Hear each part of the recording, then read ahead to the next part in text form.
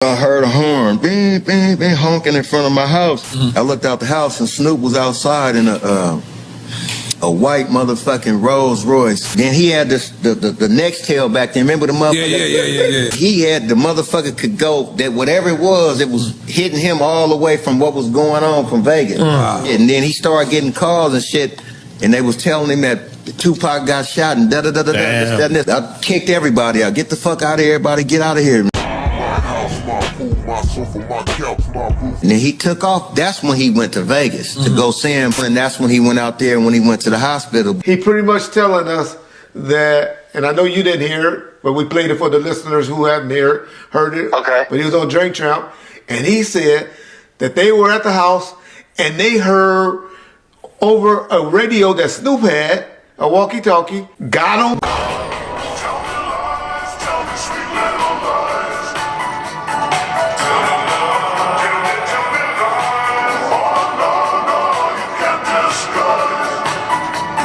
Wait, what the fuck? Time out. Hold the phone.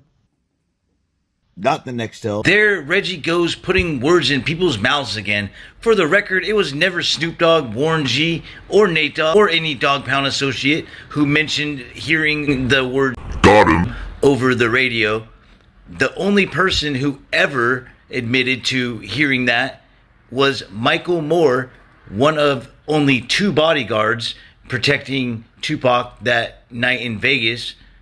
Alas, it's quite clear that Reggie will lie to, quote, spice up the story, despite it changing the entire narrative, despite the lie making others look bad. A lie like that can do some serious harm to someone's reputation. While I was working at 662, I heard something over the Nextels that we all carry for security. And what I heard was, got him. And then that's when they got out. Okay. I mean, Warren, my boy, but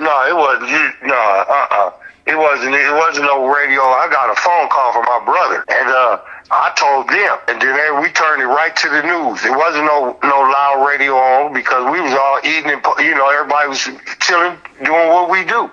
You know what I'm saying? But no, it wasn't no radio where we could hear what was going on. It was phone calls being. It was phone calls being. It was phone calls being. It was phone calls being. Yeah, you know what I'm saying? And Snoop, matter of fact, I don't even think Snoop even got to no phone because he heard. I don't even know if Snoop had a phone back then. You know what I'm saying? You talking about a Nextel or you talking about a regular phone, just like a regular phone? Either one. You know what I'm saying? Well, to be fair, his 2 security. He might have had a Nextel because I know Nate had one.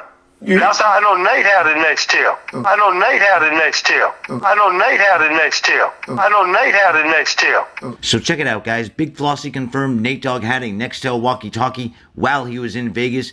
The person Warren G heard Snoop Dogg talking to on his Nextel, if he had one, was most likely Nate Dogg. It's easy to get misinformed, inaccurate information on Drink Champs. The artists are drunk.